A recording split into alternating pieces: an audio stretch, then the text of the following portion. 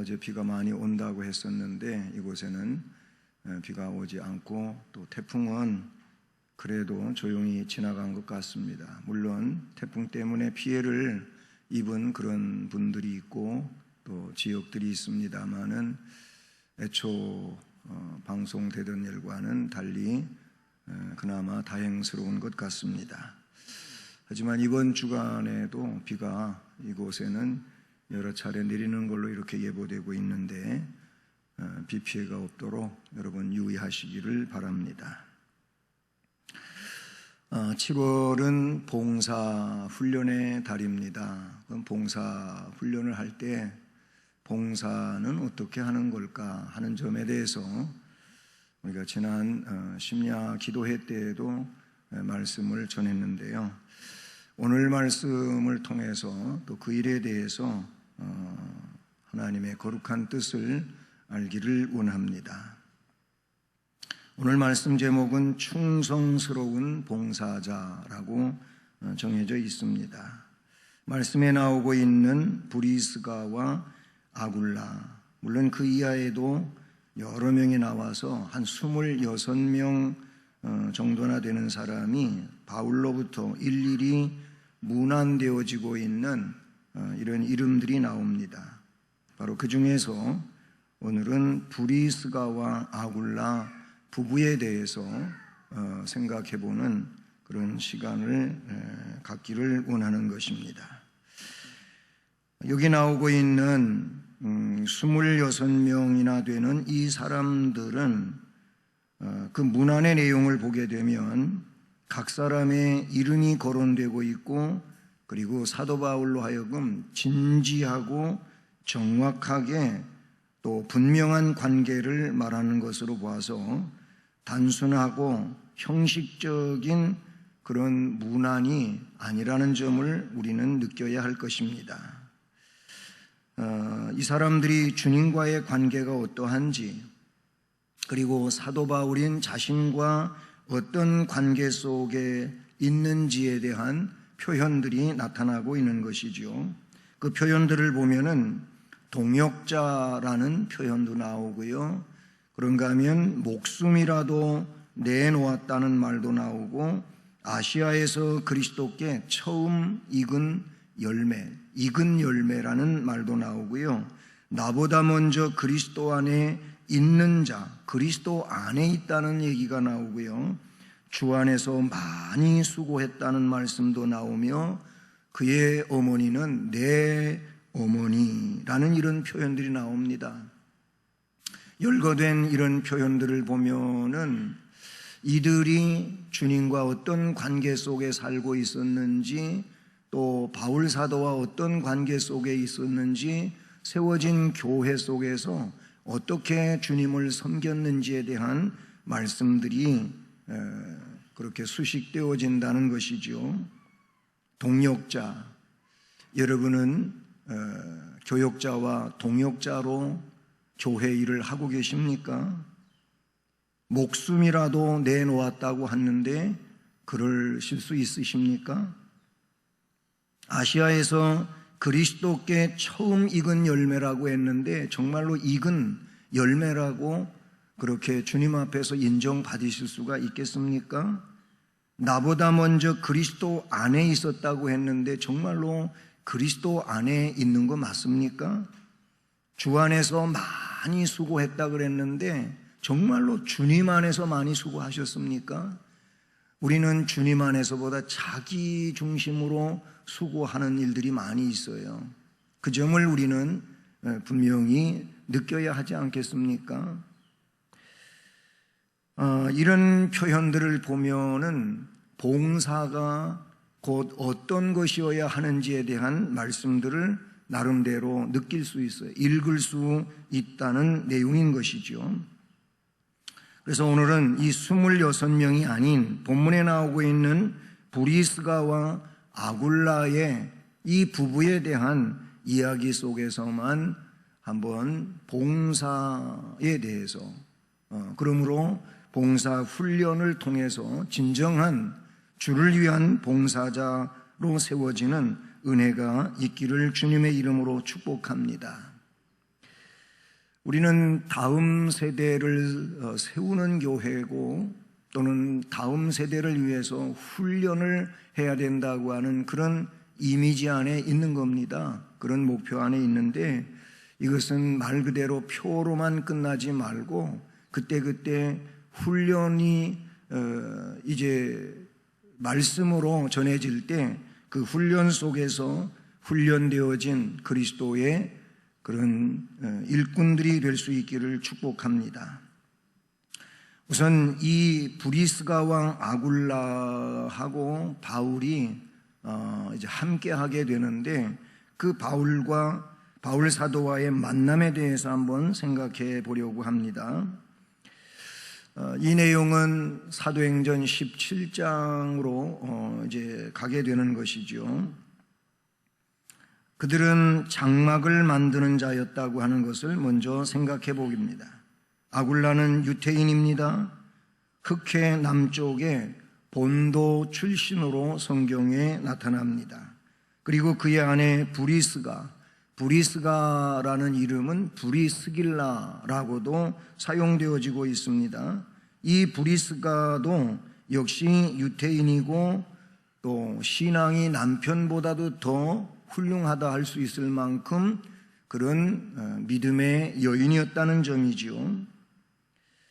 이들은 글라우디오 황제, 즉 AD 41년부터 45년까지 재위했던 황제인데 이 황제가 유대인 추방령을 내리게 됩니다. 그 유대인 추방령에 의해서 로마에 살고 있던 이들이 그냥 몸만 가지고 고린도로 이주해 오게 되는 것이죠. 이 고린도에 와서 바울을 만나게 되고 거기서 바울과 함께 하게 됩니다. 그들 부부는 바울 사도와 직업이 같았어요. 물론 사도의 직업은 원래가 학문을 연구한 율법학자이지만 유대인들은 직업을 또 하나 가르칩니다. 만약에 이 1순위의 내용으로서 살아가는데 어려움이 생기면 2순위의 직업, 네가 배운 그 직업으로 삶을 살아라 하는 그런 차원에서 꼭 한 가지 직업만 가르치지를 않고 두 가지, 세 가지를 가르치는 것이 유태인들인데 바울 사도는 학문만 연구한 게 아니고 천막 제조하는 기술자이기도 한 것이죠. 그런데 이 브리스가와 아굴라가 사도행전 18장 1절과 2절 말씀을 보면 그렇게 나타나고 있습니다.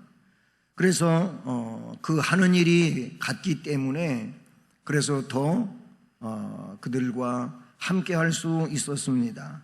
그래서 함께 동거하면서 동업을 하게 되지요. 그 내용은 18장 3절에 나옵니다. 이때부터 그들 부부는 초대교회사에 그리스도를 위하여 수고하고 헌신한 사람으로서 빼놓을 수 없는 이런 인물로 사도행전의 자리매김이 되고 로마서에서도 이들의 이름이 언급되어지고 있는 것을 보게 됩니다.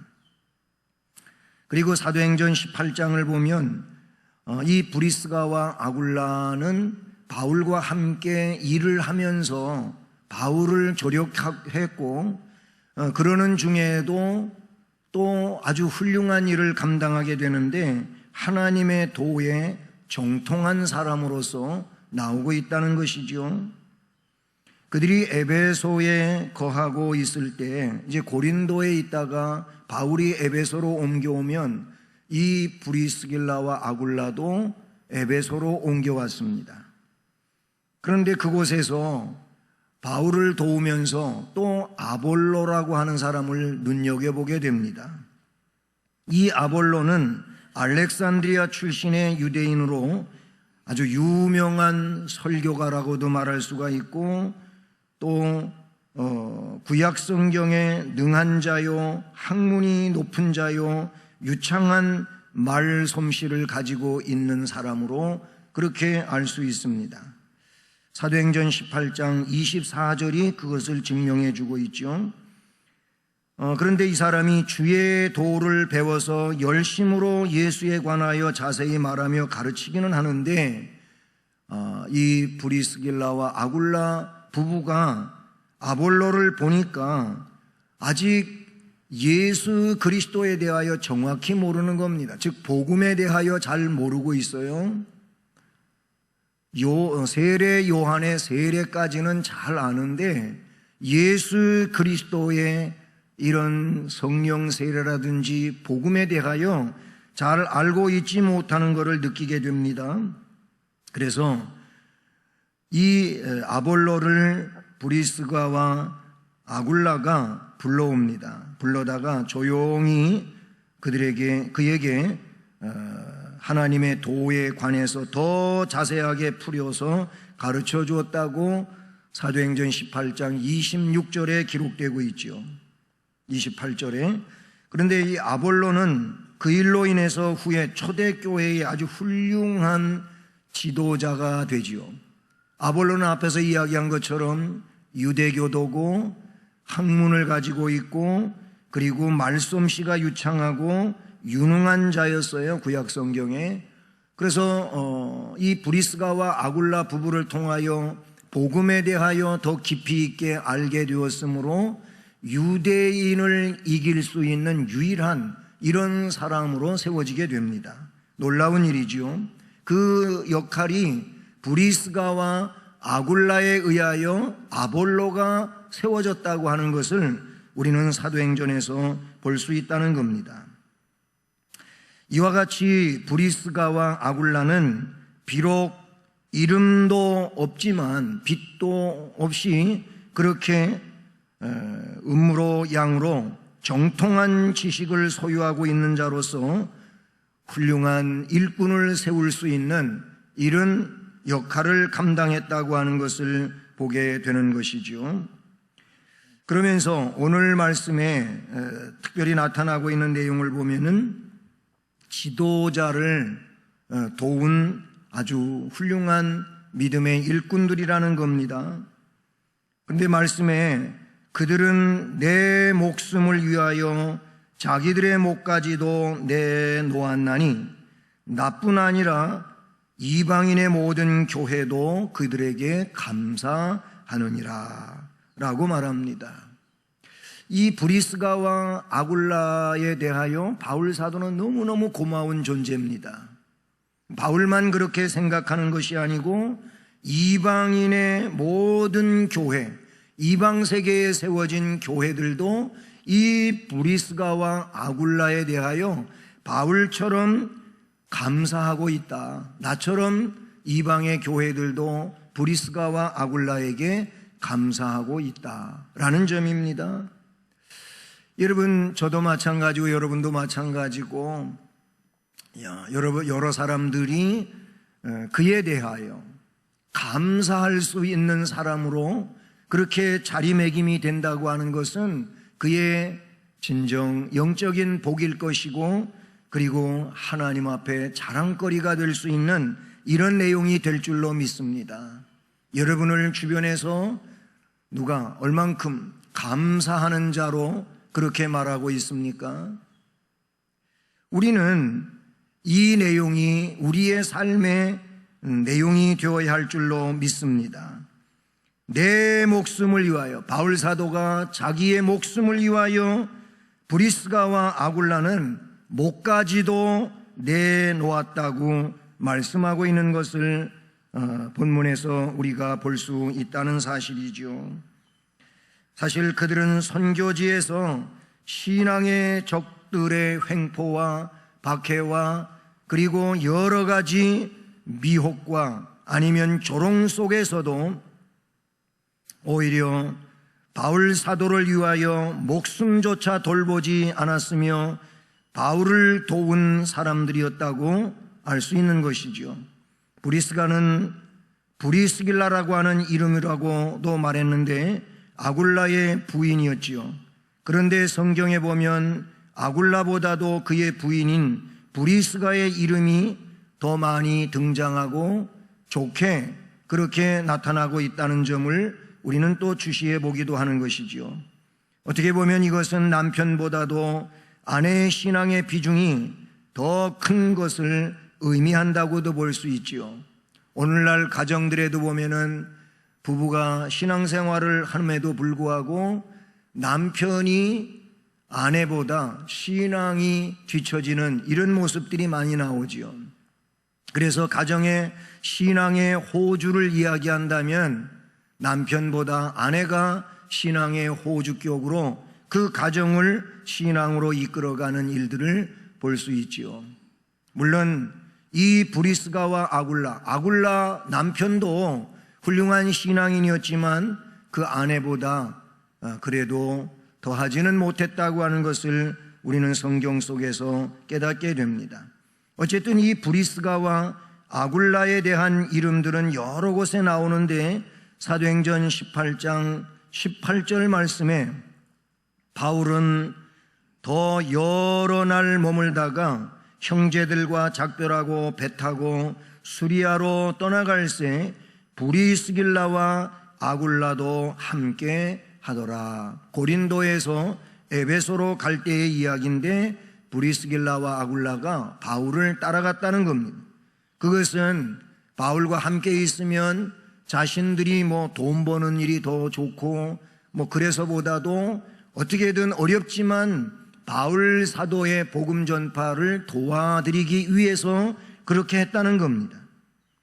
사도행전 18장 26절에는 그가 회당에서 담대히 말하기를 시작하거늘 브리스길라와 아굴라가 듣고 데려다가 하나님의 도를 더 정확하게 풀어 이르더라. 이것은 앞에 이야기했던 아볼로를 브리스길라와 아굴라가 조력해서 도와줘서 아볼로가 더 훌륭하게 되었다고 하는 내용인 것이죠. 근데 오늘 본문에는 너희는 그리스도 예수 안에서 나의 동역자들인 브리스가와 아굴라에게 문안하라 이렇게 나옵니다.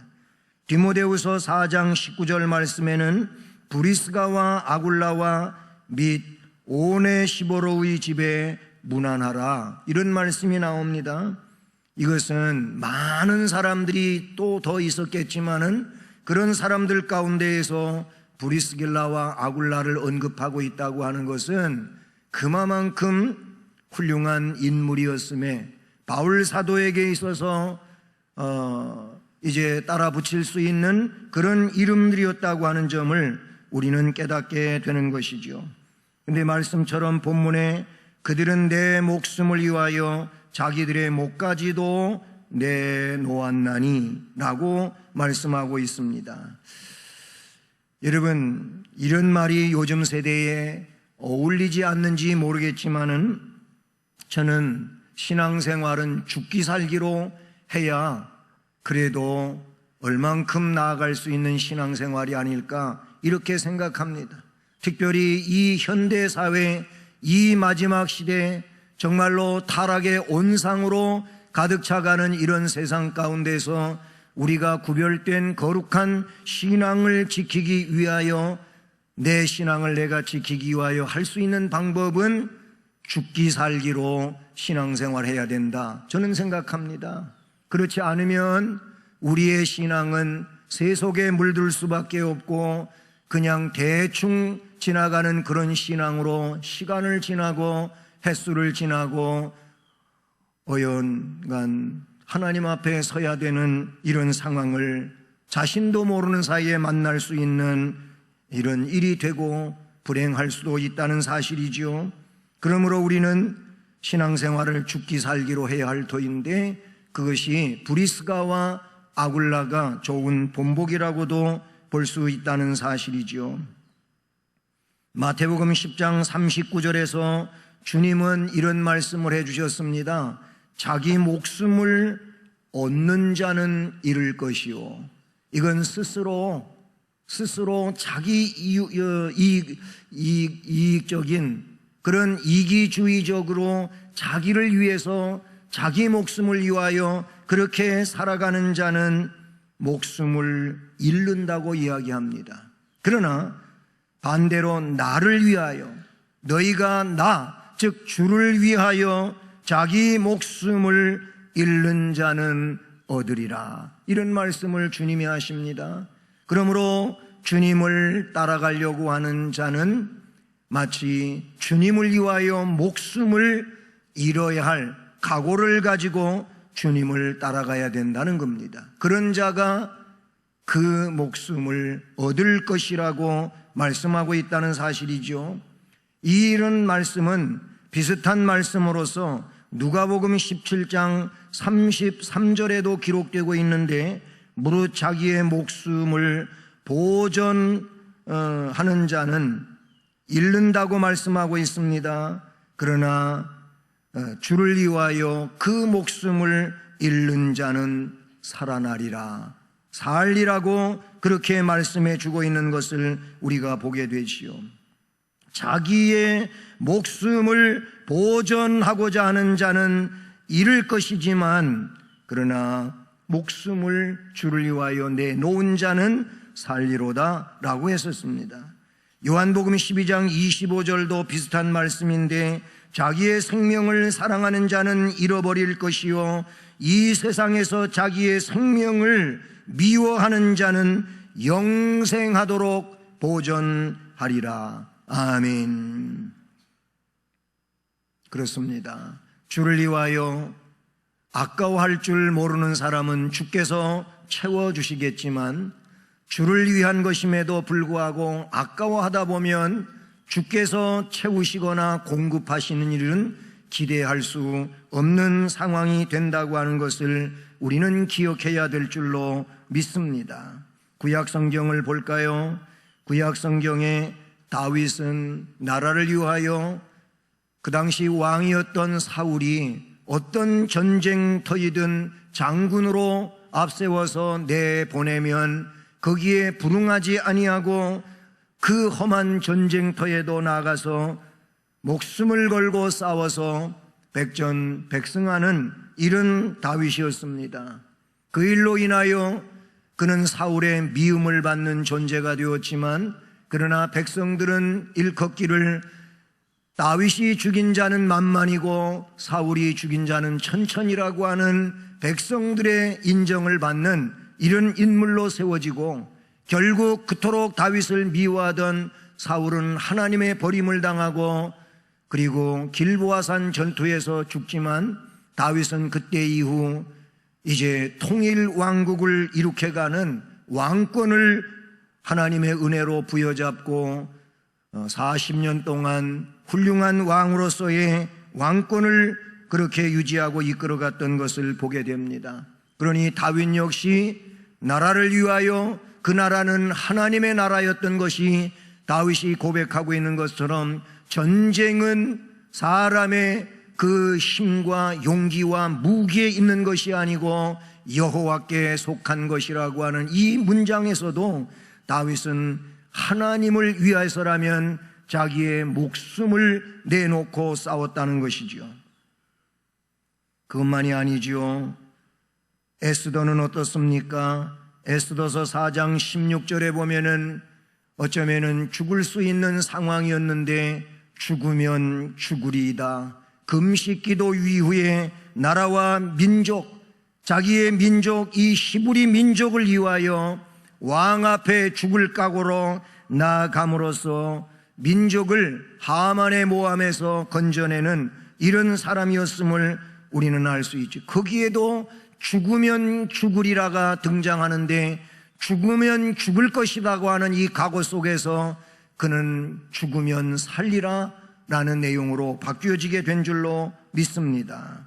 다니엘서에는 안 그렇습니까? 다니엘도 그렇고, 다니엘의 세 친구였던 하나냐, 미사엘, 아사랴, 즉 사드락, 메삭, 아벳느고도 신상 앞에 절하라고 하는, 만약에 그렇지 아니하면 극렬히 타는 풀무에 던져 태워버리겠다고 하는 그런 조서가 만들어졌고 했지만, 이 하나냐, 미사엘, 아사랴는 다니엘서 3장 18절 말씀을 보면 끌려가서 아직 그 정황을 알지 못해서 그랬느냐, 이제라도 그렇게 하면 살려줄 테니 그렇게 하겠느냐 라고 물었을 때, 이 사드락, 메삭, 아벳느고는 그 황제 앞에서 잘라 이야기합니다.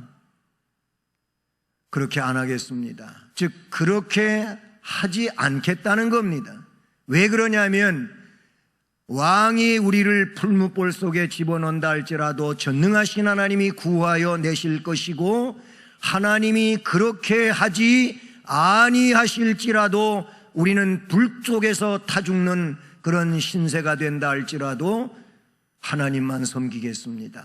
왕의 신상 앞에 절하지 않겠습니다. 거기에도 죽으면 죽었지 하나님만 섬기겠습니다 했습니다. 그 결과는 우리가 알고 있는 것처럼 평일보다도 7배나 더 뜨거운 극렬히 타는 풀무불 속에 이들은 집어던져지게 됐고, 풀무화구를 열고 집어던지려고 했던 이 사람들은 오히려 불에 타 죽었는데, 풀무불 속에 들어간 이 하나냐, 미사엘, 아사랴는 아무 탈이 없었다고 하는 것을 우리는 압니다.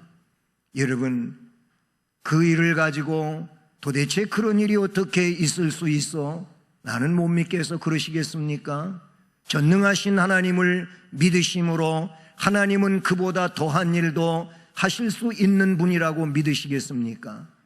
성경을 믿고 말씀을 믿는다고 하는 우리가, 성경은 정확무한 하나님의 말씀이라고 믿는 우리가 그 말씀에 대하여 의혹을 한다고 하는 것은 성경을 믿지 않는 것이 되며, 이것은 하나님의 백성으로서의 가치를 전락시키는 일이 되고 말 것입니다. 다시 말하면 죽음은 죽으리라, 죽기 살기로 바울의 목숨을 위하여 자기의 목숨까지라도 내어놓으려고 했던 이 브리스가와 아굴라를 생각해 보는 것입니다. 사랑하는 여러분, 주님은 우리를 위하여 목숨을 내주셨지 않습니까? 주는 그 부분을 가지고 찬송가도 만들어졌는데, 내 너를 위하여 몸 버려 피 흘렸건만 넌 날 위해서 뭘 하느냐 라고 주님이 물으시는데 뭐라고 말씀하시겠습니까? 그냥 나 살기 바빠가지고 나는 주를 위하여 한 것이 아무것도 없네요. 솔직하게 그렇게 하시겠습니까? 아니면 왼편에 있는 자들처럼 내가 주를 위하여 하지 않은 게 뭐가 있습니까? 다 했는데 왜 안 했다고 합니까? 그렇게 하시겠습니까? 오늘 우리는 이 브리스가와 아굴라가 바울의 동역자라고 표현되어지고 있으며, 그들은 내 목숨을 위하여 자기들의 목까지도 내놓았다고 하는 이 말에 있어 그냥 브리스가와 아굴라를 높이 축혀 세우기 위하여 바울이 이야기했을까요? 아니지요. 실제로 이들은 이 바울 사도를 위하여 한두 번은 그렇게 바울이 공경에 처해 있을 때 자기들의 목숨을 담보로 바울을 빼내기도 하고 지켜냈던 그런 일들이 있었다고 생각하게 되는 것이죠. 이것이 훌륭한 동역자가 아니겠습니까? 그래서 오늘 말씀에 나의 동역자, 그리스도 예수 안에서 나의 동역자들이라고 말씀하고 있는 것이지요. 동역자라고 하는 이 원어는 함께 일하는 자라는 뜻입니다. 동상이몽이라고 하는 사자성어를 아시나요? 예, 함께하고 있지만은 꿈이 달라요. 생각이 달라요. 뜻이 달라요. 이 부분에 있어서는 문제가 심각하지 않을 수가 없는 것이지요. 여러분, 봉사훈련의 달에 우리가 먼저 생각할 마음은 무엇입니까? 함께하는 겁니다. 마음을 같이 하는 것, 뜻을 같이 하는 것, 주를 위하여, 교회를 위하여 함께하는 것, 이것이 동역이라고 말할 수 있는 것이지요. 동료 일꾼이라고도 말할 수 있는 것입니다. 이 동역자라는 말은 바울 사도가 사용한 아주 특수 용어인데, 그는 이 용어를 하나님께서 주신 사명을 수행하기 위해서 함께 힘쓰며 수고하는 사람이라는 겁니다. 하나님이 주신 그 거대한 그리고 귀한 사명을 위하여 함께 힘을 쓰고 함께 수고한다는 이 점을 우리가 기억해야 될 줄로 믿습니다. 그리고 충성스러운 동역자라고 말할 수 있는데, 그렇기 때문에 훌륭한 동역자 아니겠습니까? 앞에 설명드린 것처럼 이들의 충성은 자신의 목숨을, 바울의 목숨을 위해서 내놓기까지 했다고 하는 데 있어서 충성스럽다는 표현을 쓰지 않을 수가 없다는 것이지요. 우리나라 그런 역사 속에도 보게 되면은 충신이 뭡니까? 충신은 마음이 흔들리지 않는 사람이 충신이라고 할 수가 있어요. 그 충자라고 하는 자체가 그런 거예요. 그래서 가운데 중자에 마음 심자를 쓰고 있지 않습니까? 이 마음이 중심을 지키고 흔들리지 아니하는 것이 충성입니다. 누구에 대하여? 주님에 대하여 그렇게 해야 될 것이며, 교회를 대표하고 이끌어가는 주의 종에 대하여 중심이 흔들리지 않는 그 마음을 가지고 있어야 한다는 것을 우리는 깨달아야 될 줄로 믿습니다. 자, 이 점은 아주 훌륭하고 귀중한 일이라고 생각하게 되는 것입니다. 바울 사도를 위하여 목숨까지도 아끼지 않은 이 충성심이야말로 바울에게 있어서는 어디 가든 그들의 이름을 떠올리게 될 것이고, 그리고 뭔가 사람들에 대하여 드러내고자 할 때에는 이런 이름은 자연스럽게 드러날 수밖에 없는 일인 것이지요. 목사님들은 주로 자기 교회에서 자기 교인에 대한 칭찬을 잘 안 하지요. 왜 그러냐면 시샘이 너무 많으니까 그래요. 누구 칭찬하면 그 사람만 칭찬하고 나는 칭찬 안 해준다고 당장 삐지거든요. 그래서 그렇게 잘 안 하지요. 그 사람이 입고 있는 옷에 대해서도, 그가 메이크업을 한 것에 대해서도, 아니면 퍼머 머리에 대해서도 잘 안 해요. 왜 그러냐면 그럼 내 머리는 뭔데? 이런다니까. 그래서 잘 안 해요. 그래서 안 하는 거예요. 저도 칭찬할 줄 알거든요. 근데 그렇게 하면은 삐져요. 근데 다른 데 가서는 내가 심호하고 있는 교회의 훌륭한 분들에 대하여 이야기합니다. 목사님들은 거의 그래요. 부흥 강사님으로 아니면 강사님으로 우리 교회에 와서 말씀을 전하시는 분들도 그러시지 않습니까? 그런데 자기 교회의 충성스러운 분들에 대하여도 이야기하는 것을 들어보실 수 있잖아요. 왜 그렇게 합니까? 정말 목회하는 데 있어서 그들은 일조하고 있다는 거예요. 그들이 자기의 목회를 얼마나 잘 돕고 있어 목회가 능력 있게 진행되고 있다는 그런 얘기인 것이죠. 그렇습니다. 여러분이 떠올리는 이름이 될 수 있기를 주님의 이름으로 축복합니다. 바울 사도에게 있어 이 브리스가와 아굴라, 그리고 이 로마서에 26명이나 나오고 있는데 이런 인물들은 가벼운 이름이 결코 아니라는 점을 여러분 기억하시고, 말 그대로 충성스러운 그런 동역자 일꾼들이었다는 점을 기억하실 수 있기를 주님의 이름으로 축복합니다. 여성 성도 교회마다 여신도가 많잖아요. 그런데 오늘 이 브리스가 이 사람 또한 그런 점에 속하는 사람이라고 볼 수 있는 것이죠. 성경은 많은 곳에서 여성도의 활동을 소개하고 있는 것을 보게 됩니다. 열왕기하 4장 8절로 16절에는 엘리사 선지자를 지극정성으로 도왔던 수냄 여인이 나오고 있죠.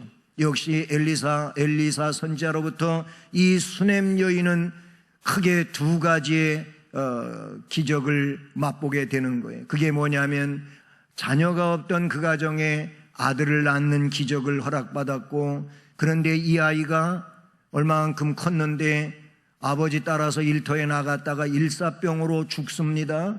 그래서 엘리사 선지자에게 전가를 보내서 하나님의 기적 가운데 낳았던 내 아들이 죽었으니 빨리 와서 살려주시오 라고 했을 때 엘리사 선지자가 자기 제자를 데리고 왔어요. 와가지고 이 죽은 아이를 살려낸 일이 나오고 있습니다.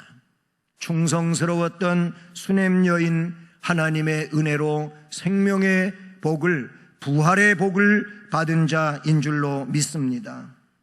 앞에서 이야기했던 에스더 또한 충성스럽고 훌륭한 민족의 지도자 한 사람이라고 볼 수 있지요. 사도행전 9장 36절에 보면은 거기에는 또 다비다라고 하는 인물이 나오고 있지 않습니까?